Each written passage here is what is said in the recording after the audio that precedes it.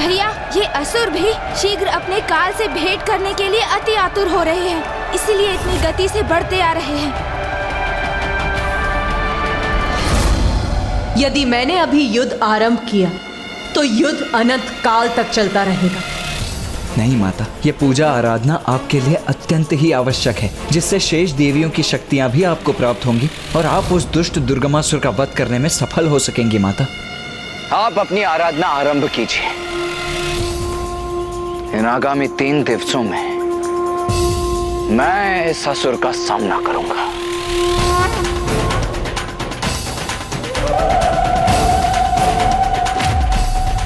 उचित है देव सेनापति कुमार कार्तिकेय, किंतु पुत्र, एक बात सदा स्मरण रखना, कभी भी पर्याप्त विचार किए बिना स्वयं को युद्ध में नहीं झोंकना चाहिए। पूर्ण सोच विचार के उपरांत उचित योजना के साथ ही युद्ध करने से युद्ध में सफलता प्राप्त होती है। माता, आप तनिक भी चिंता मत कीजिए। अगले 3 दिवसों में हम सभी अपनी सम्मिलित शक्ति से दुर्गमासुर को रोक कर ही रहेंगे।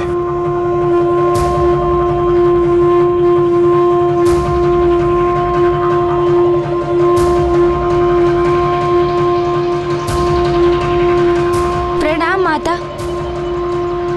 विजयी भव, विजयी भव, विजयी भव। माता आदिशक्ति की माता आदिशक्ति की जय। माता आदिशक्ति की माता आदिशक्ति की जय।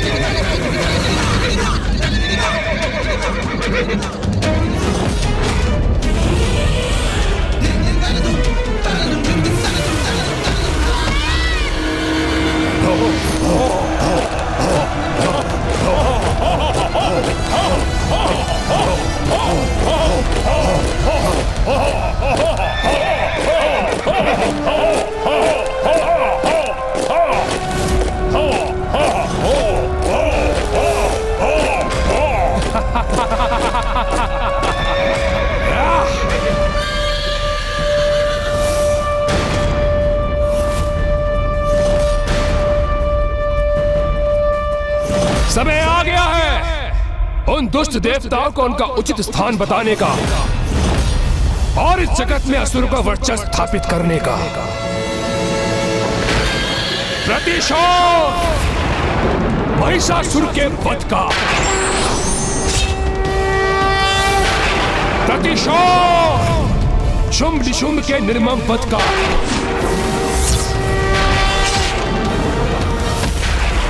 प्रतिशोध मेरे मित्र मायासुर,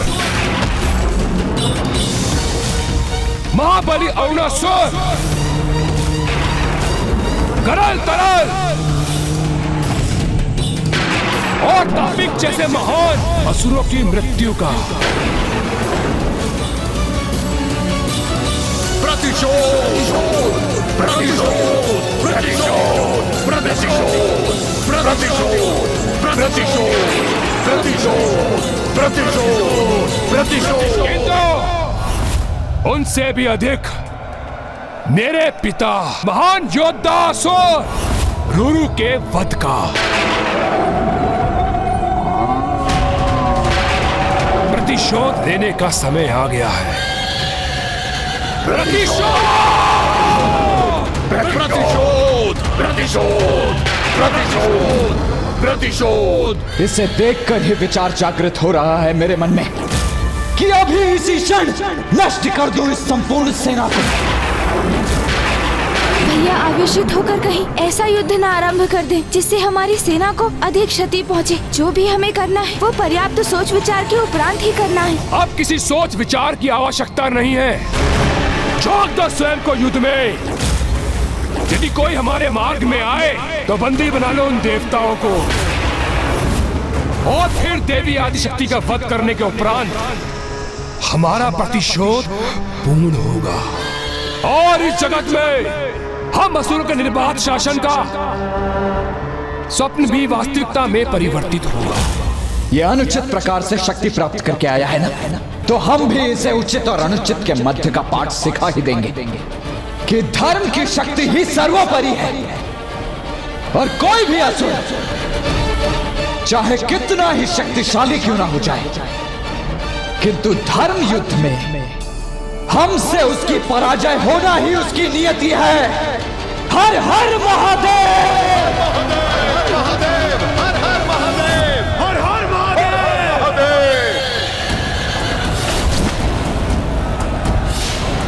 बिना योजना और युक्ति के इस युद्ध का आरंभ नहीं होना चाहिए। भैया, आपको अपने आवेश पर स्वयं पर नियंत्रण पाना ही होगा, अन्यथा यहाँ हाहाकार मचेगा। प्रतिशोध, प्रतिशोध, प्रतिशोध, प्रतिशोध, प्रतिशोध, प्रतिशोध, प्रतिशोध। गणेश, तुम्हारी इस उलझन को दूर करने की एक बहुत ही सरल युक्ति है। युद्ध के नियमों के विपरीत दिवस के प्रकाश में नहीं, अपितु रात्रि के अंधकार में युद्ध करने के लिए तत्पर रहते हैं ये असुर। इसीलिए अभी युद्ध करने के लिए इतने आतुर हो रहे हैं ये। किंतु यदि तुम अपनी वाक्पटुता से दुर्गमासुर को युद्ध के नियमों का स्मरण करा सके तो। समझ गया भैया, अब आपकी इस युक्ति को सफल करने का दायित्व मेरा है। ओम लंबोदराय नमः। चलिए मूषक जी, ओम बुद्धिदाताय नमः। ओम सिद्धिदाताय नमः।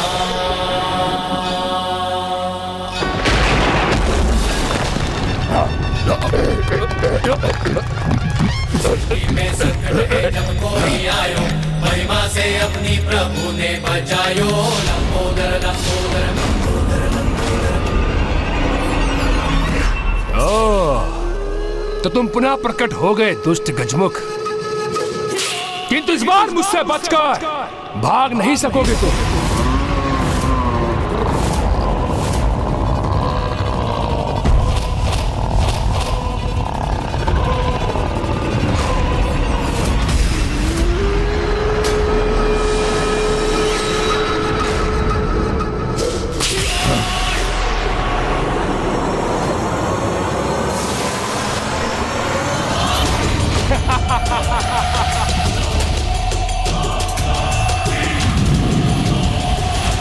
सावधान अनुज। गणेश, गणेश जी,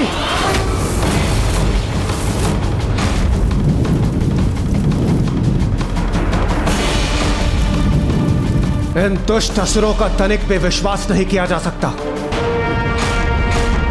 समस्त नियमों और मर्यादाओं का उल्लंघन कर ये गणेश जी पर घातक प्रहार कर सकते हैं। तो हमें भी उनके साथ रहना चाहिए, जिससे समय पड़ने पर हम उनकी सहायता के लिए प्रस्तुत रह सके।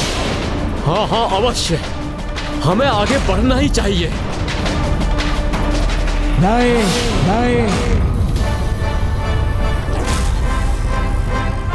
नहीं देवराज, हमारे हस्तक्षेप का समय नहीं आया है अभी। सदा स्मरण रखिए, युद्ध में विजय प्राप्ति के 3 आधार स्तंभ होते हैं।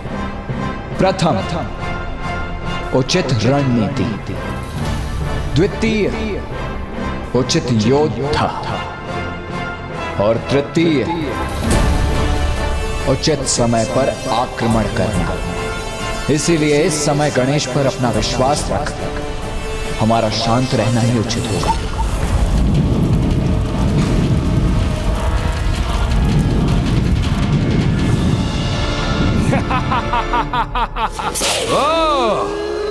बड़ी ही निडरता से टिकी हो गजमुख बालक, किंतु स्मरण रहे, जो योद्धा भ्रामक निडरता से अपने सहयोगी योद्धाओं को युद्ध में पीछे छोड़कर निकल आते हैं, वही युद्ध में सर्वप्रथम मृत्यु को प्राप्त होते हैं।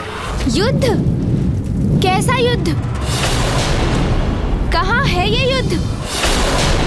क्या अर्थ है तुम्हारा? ये युद्ध नहीं तो क्या है? अरे असुर जी, इतना भी नहीं ज्ञात आपको? अचानक इस प्रकार युद्ध कहाँ आरंभ होता है? सर्वप्रथम दोनों पक्षों में युद्ध के नियम निर्धारित किए जाते हैं, फिर युद्ध की तुरही ध्वनित होती है, तब आरंभ होता है दो महाशक्तियों के मध्य युद्ध। नियम विहीन युद्ध तो पशु करते हैं, महायोद्धा नहीं।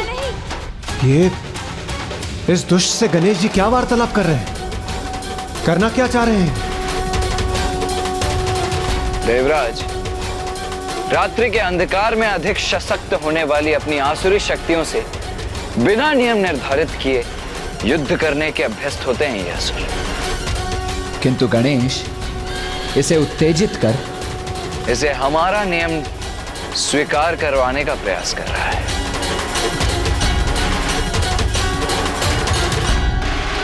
असुर जी, यदि वास्तव में आप अपराजय हैं, अत्यंत शक्तिशाली हैं, परम साहसी हैं, तो नियम निर्धारित कीजिए, फिर एक महायोद्धा के समान युद्ध कीजिए मुझसे, तभी तो होगा युद्ध।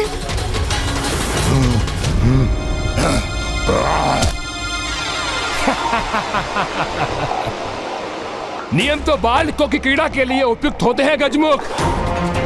युद्ध का तो एक ही नियम होता है, विजय। विजय प्राप्ति करना। आपका ये कथन तो एक ही बात प्रमाणित कर रहा है असुर जी।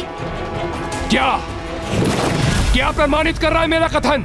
यही कि आप साहस का प्रदर्शन अवश्य कर रहे हैं, किंतु भीतर ही भीतर अत्यंत भयभीत हैं आप कि कहीं नियमानुसार युद्ध करने पर आपकी पराजय ना हो जाए। न भय न पराजय, दुर्गमासुर के साथ इन दोनों की कोई संभावना नहीं। तो फिर युद्ध के नियमों को स्वीकार करने में इतना संकोच क्यों असुर जी?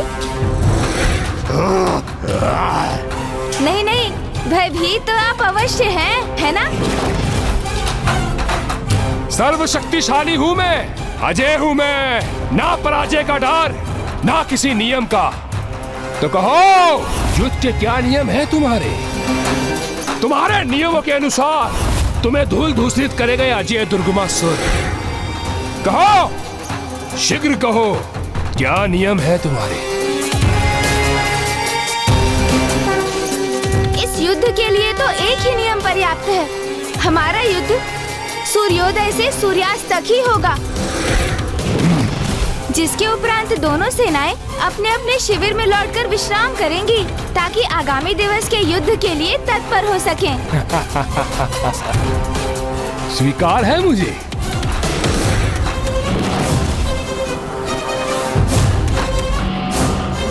किंतु इस नियम की आवश्यकता तो तब होगी जब प्रथम दिवस के युद्ध के उपरांत तुम में से अगले दिवस इस युद्ध में कोई भी प्रस्तुत हो सकेगा।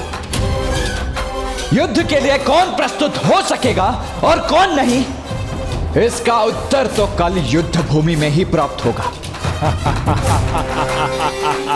अवश्य, समय आने पर वो उत्तर भी प्राप्त हो जाएगा हमें।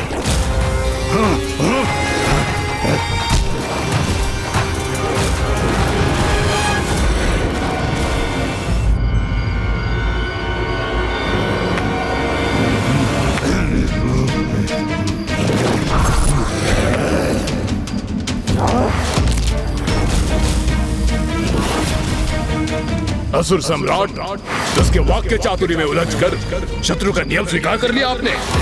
हाँ असुर सम्राट, असुर हैं हम, असुर। हम आज तक किसी नियम में नहीं बंधे, तो आज क्यों बंधे? हाँ असुर सम्राट, सर्वथा अनुचित ही था ये आपका उसके छल में उलझना। सम्राट, मेरे सेनापतियों, जब तुम्हें पूर्ण रूप से विश्वास हो गया है तो उन्हें भी ऐसा ही प्रतीत हो रहा होगा कि मैं उस गजमुख के वचनों से प्रभावित हो गया। किंतु सत्य तो ये है कि मैं उनके छल को पूर्व में ही समझ गया था, क्योंकि युद्ध तो देवी आदि शक्ति के साथ था, किंतु वो देवसेना में उपस्थित नहीं थी।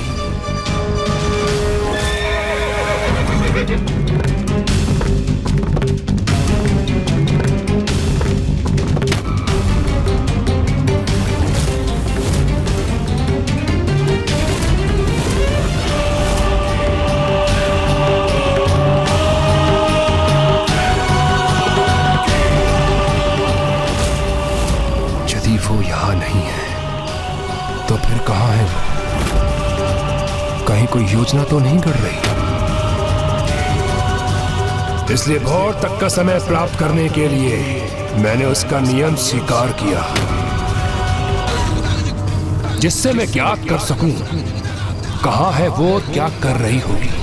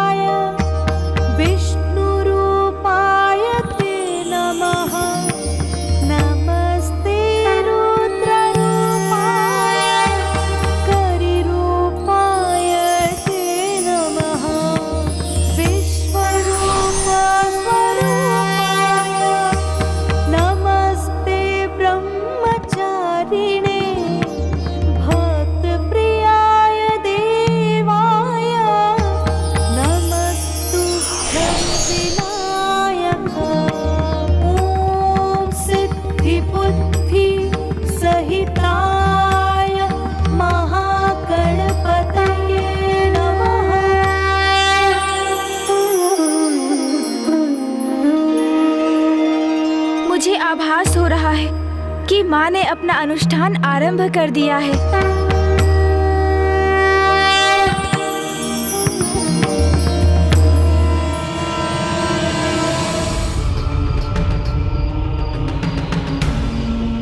प्रथम पूज्य गणेश जी, देव सेनापति कुमार कार्तिकेय, अब हमें भी अपनी रणनीति निर्धारित कर लेनी चाहिए।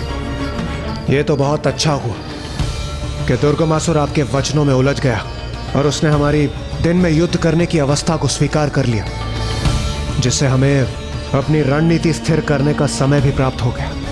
दुर्गमासुर मेरे वचनों में नहीं उलझा देवराजेंद्र, क्योंकि अपने शत्रु का प्रस्ताव स्वीकार करने वालों में से नहीं है वो दुष्ट। अवश्य इसके पीछे उसकी कोई कपट योजना है। तो कहीं उसे माता के अनुष्ठान की सूचना तो प्राप्त नहीं हो गई?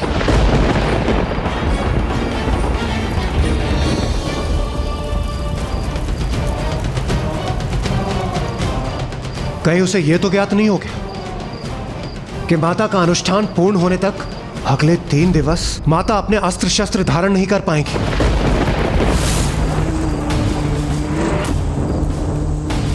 शांत देवराजेंद्र, ये युद्ध भूमि है और हमारे गुप्त संवाद अपने मन में ही रहे तो उत्तम है, क्योंकि ज्ञात नहीं किस प्रकार ये गुप्त संवाद शत्रु शिविर तक पहुंच जाए।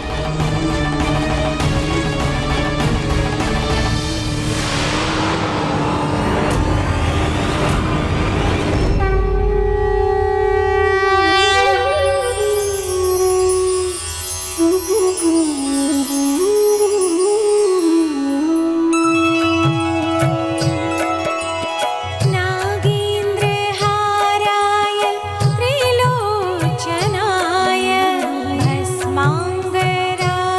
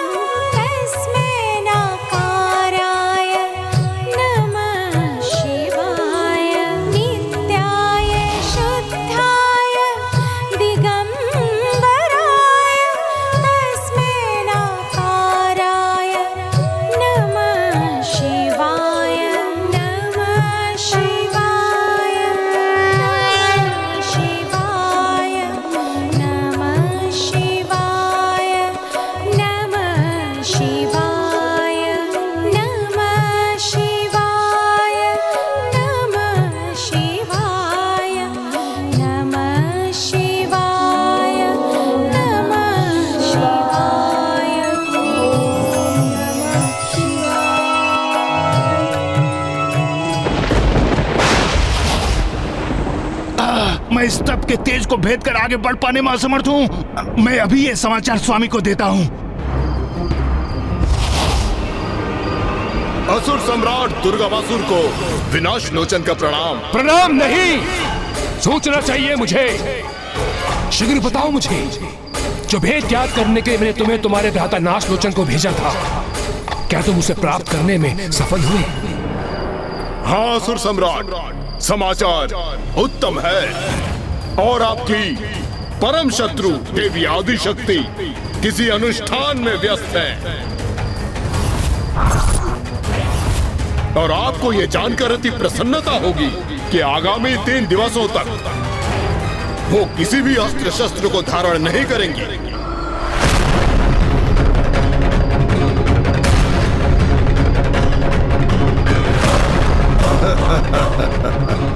और 3 दिवस पूर्ण हो जाने के पश्चात मैं उससे अस्त्र उठाने का अवसर ही नहीं दूंगा, और उससे पूर्व ही वध कर दूंगा उस निहत्ती देवी का।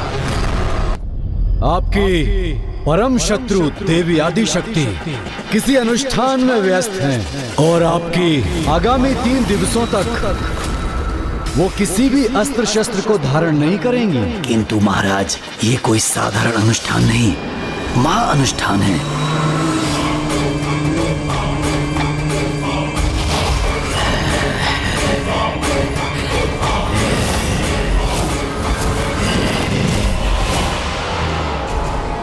हाँ असुर सम्राट, विंध्याचल पर्वत पर स्थित होकर वो कोई बहुत बड़ा असाधारण अनुष्ठान कर रही हैं, जिसके मंत्र जाप की शक्ति से मेरे पंख भस्म होने लगे।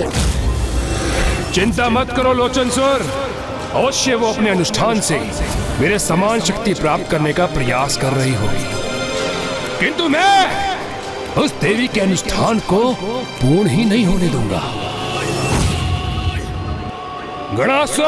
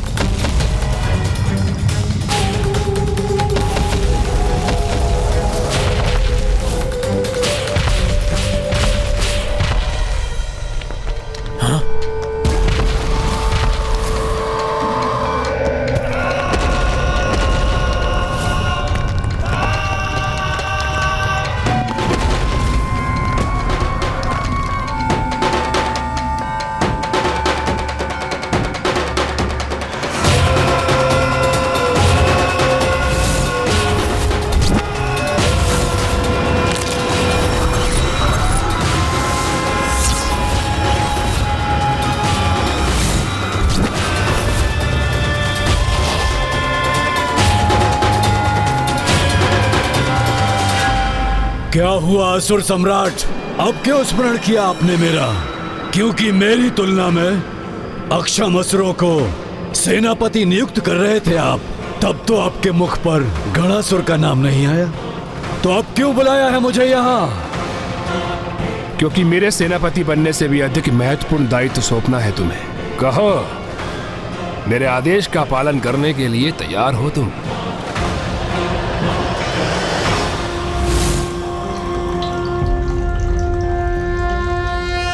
ओम नमस्ते देवेशाय सुरासुर नमस्कृताय भूत भव्य महादेवाय हरित पिंगल लोचनाय बलाय बुद्धिरूपिणे वैयाघ्रव संचदायारणयाय ओम नमो नमः।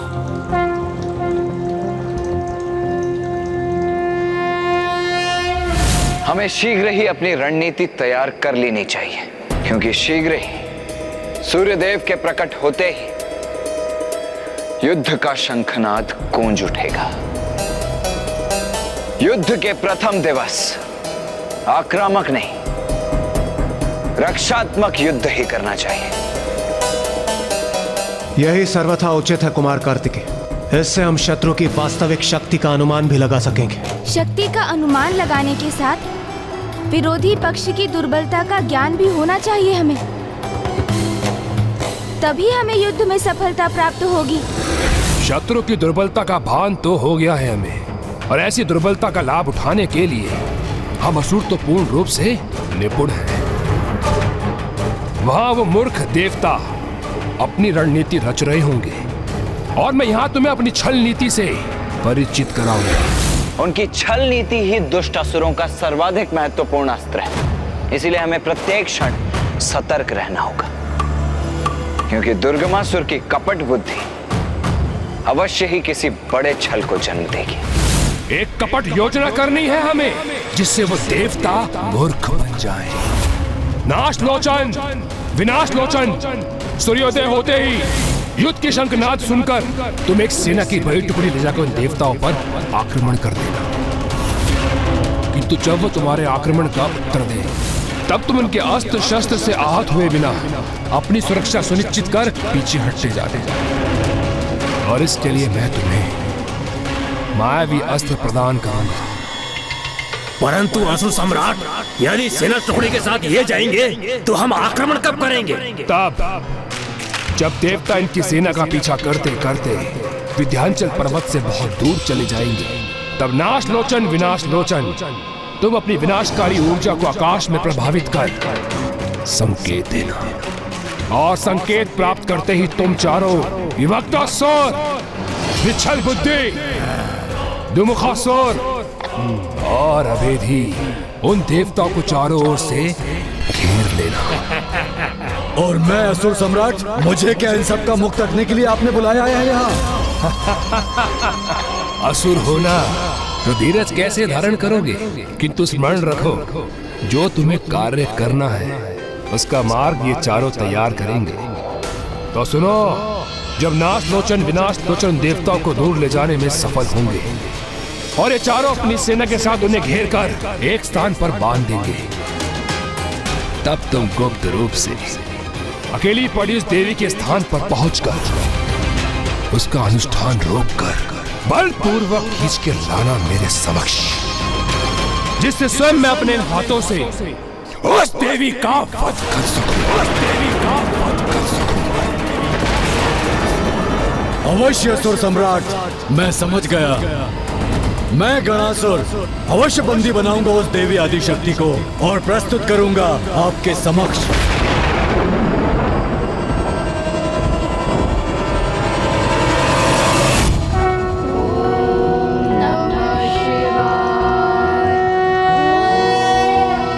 सौराष्ट्रे सोमनाथं च श्रीशैले मल्लिकार्जुनम्, उज्जैन्यां महाकालमोङ्कारं परमेश्वरं, केदारं हिमवत्पृष्ठे। ये कलश में जल समाप्त क्यों नहीं हो रहा है? ये कैसे संभव है? भक्ति की शक्ति असंभव को भी संभव कर देती। जिनकी जटाओं में स्वयं देवी गंगा विराजती हैं, उनके अभिषेक के लिए ये कलश जल विहीन कैसे हो सकता है? ओम नमः शिवाय।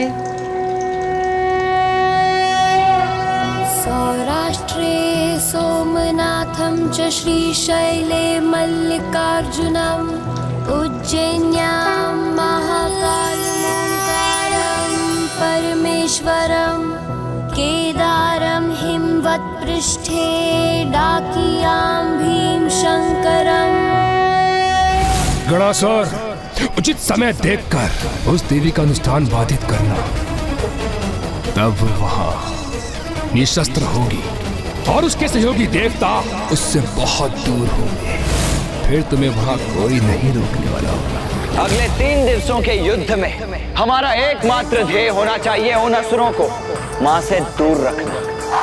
समझ गए ना आप सभी? समझ गए? जी देव सेनापति कुमार कार्तिकेय, हम समझ गए। उचित है असुर सम्राट दुर्गमासुर जी। आपकी योजना हम भली भांति समझ गए। तो फिर होने दो युद्ध का उद्घोष।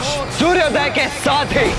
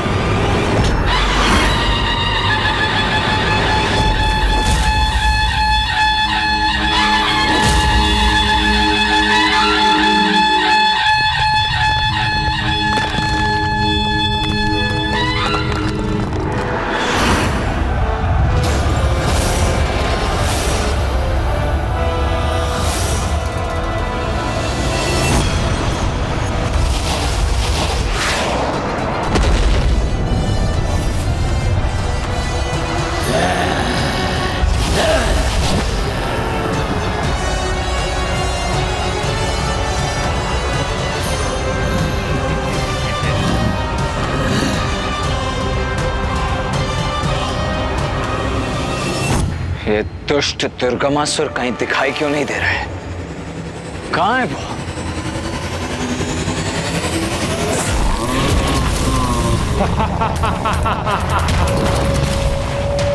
देवताओं, आज के इस प्रथम दिवस युद्ध में तुमको मेरे योद्धाओं से युद्ध करना होगा, जिससे मैं देख सकूं तुम में मुझसे युद्ध करने की योग्यता है भी या नहीं।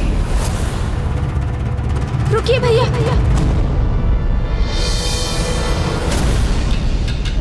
भैया हमें रक्षात्मक युद्ध करने की अपनी योजना पर ही स्थित रहना होगा, जिससे हम इसकी कपट योजना याद कर सकें।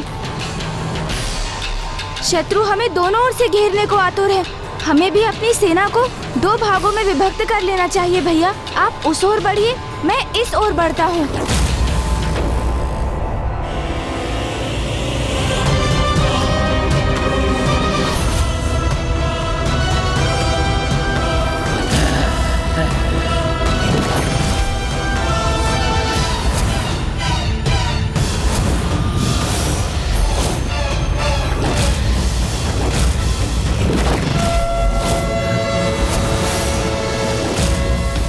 आक्रमण! जय माता आदिशक्ति! जय माता आदिशक्ति! जय माता आदिशक्ति! जय माता आदिशक्ति!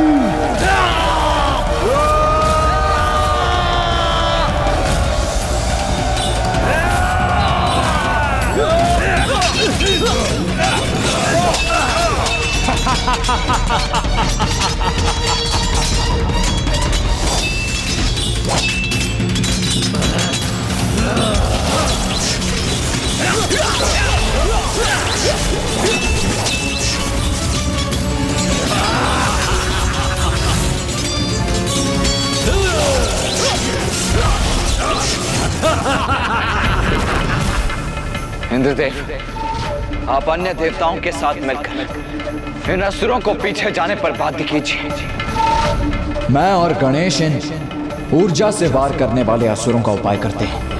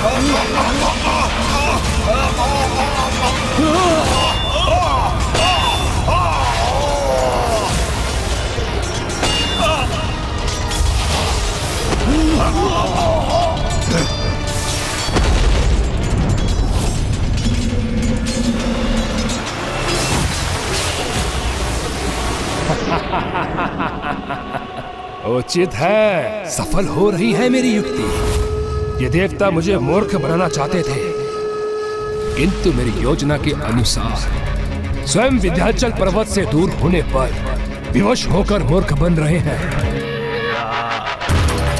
गणासुर!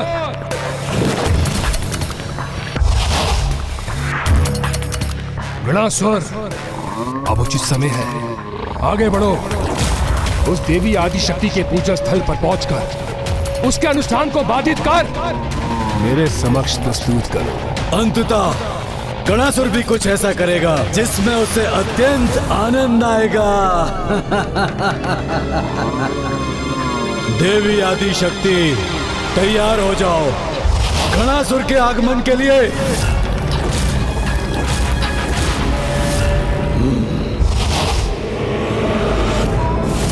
देवी आदि शक्ति, यथाशीघ्र गणासुर तुम्हारे स्थान पर पहुंचकर तुम्हारे अनुष्ठान को भंग करेगा और ये तुम्हारे देवता मेरे असुरों के साथ इस युद्ध स्थल में उलझे रहेंगे।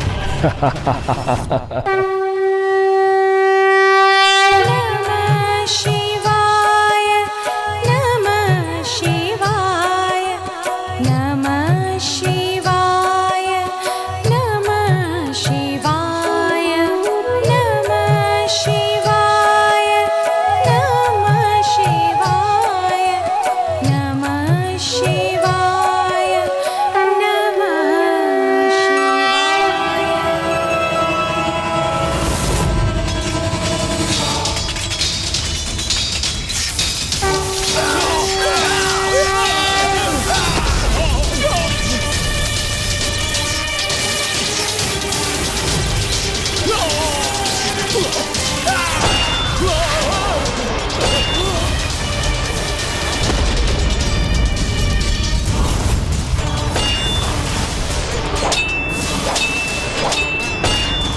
ये गजमुख तो मेरे निकट पहुंच रहा है, मुझे पीछे हटना चाहिए।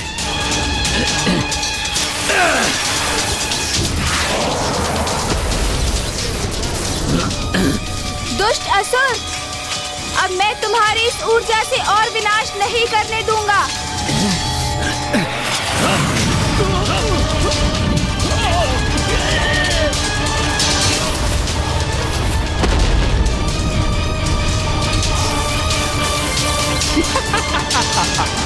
यही तो चाहता हूं मैं। और पीछे हटो और इनको आगे लेके जाओ नाश लोचन विनाश लोचन, जिससे गणासुर इस युद्ध स्थल को पार कर कर विंध्याचल पर्वत तक पहुंच सके। अब यही उचित समय है, मुझे यहाँ से निकल जाना चाहिए।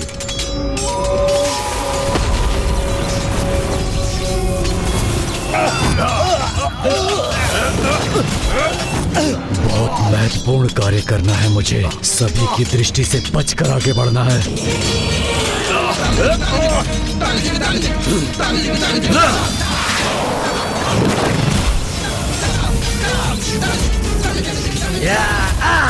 इस दुष्ट ने तो और प्रबल ऊर्जा का संचार कर दिया, किंतु उसे भी थाम दूंगा मैं।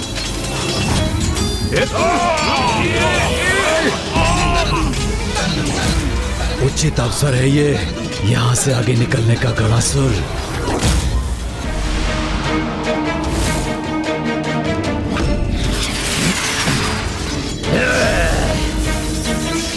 सभी देवताओं को छकाकर मैं उनकी दृष्टि से दूर यहाँ तक तो पहुँच गया। अब किसी प्रकार इस गजमुख बालक को भी छकाकर निकल जाऊं तो फिर कोई नहीं रोक पाएगा मुझे। ये कैसा आभास हो रहा है मुझे, जैसे कोई है और मैं उसे देख नहीं पा रहा हूँ। ये भ्रम था मेरा, अन्यथा जैसे किसी आसुरी शक्ति की उपस्थिति का आभास हुआ मुझे इन्हें भ्रमित करना ही होगा ताकि ये गणासुर को देख न सके, अन्यथा वो अपनी योजना में असफल हो जाएगा।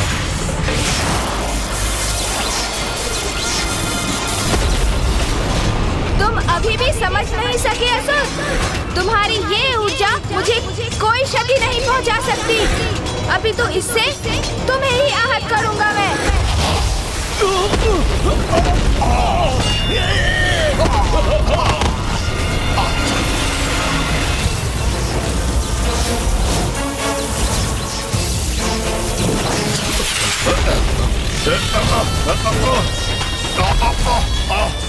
ये कैसा युद्ध कर रहे हैं ये असुर, निरंतर पीछे हट रहे हैं।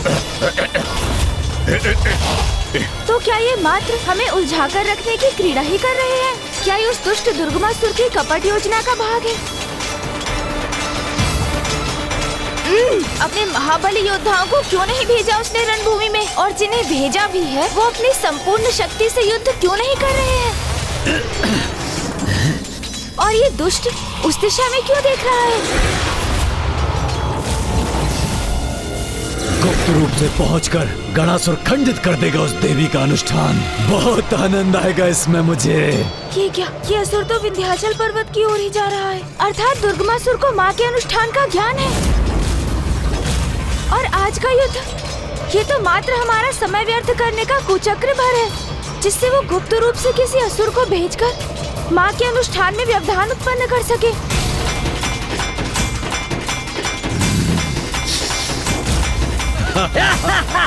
मात्र 2 महाबली असुर क्यों हैं यहाँ? अन्य सभी कहाँ हैं? और दुर्गमासुर स्वयं युद्ध क्यों नहीं कर रहा है? क्या छल है इसके पीछे? भैया, ये दुर्गमासुर का एक जाल है, जिसमें हमें उलझाकर दुर्गमासुर ने किसी असुर को माँ के अनुष्ठान में बाधा डालने के लिए भेजा है। और माँ ने तो प्रण लिया है कि इन दिवसों में वो अस्त्र शस्त्र कदापि धारण नहीं करेंगी, अर्थात वहाँ किसी असुर की उपस्थिति एक बहुत बड़े संकट का संकेत है भैया। उचित कह रहा है गणेश। माँ अस्त्र धारण नहीं करेंगी तो नव दुर्गा माता भी स्वयं माँ की ही अंश होने और पूजा में उनकी सहायक रहने के कारण माँ के समान ही अस्त्र शस्त्रों से दूर रहेंगी। ये कपट है इन दुष्ट असुरों का। इन दुष्टों से और अपेक्षा भी क्या की जा सकती थी? बहुत हुआ रक्षात्मक युद्ध, अब आक्रामक युद्ध करेंगे हम।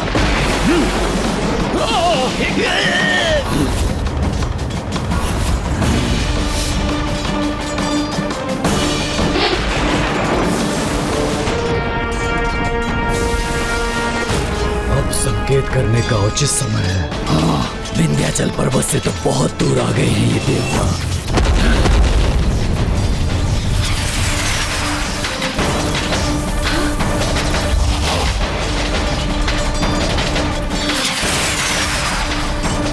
छल, बहुत बड़ा छल।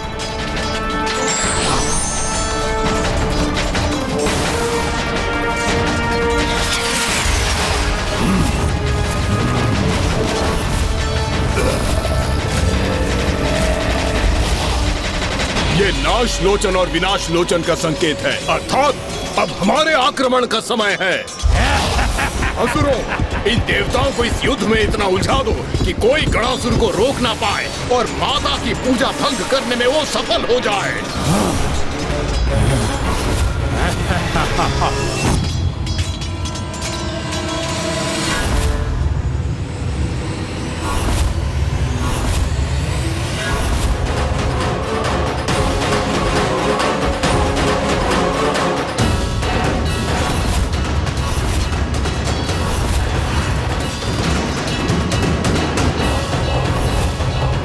असुर अपनी योजना में सफल ना हो जाए, क्योंकि उनकी योजना ही माँ की पूजा भंग करने की है। और यदि ऐसा हुआ तो दुर्गमासुर का वध असंभव हो जाएगा।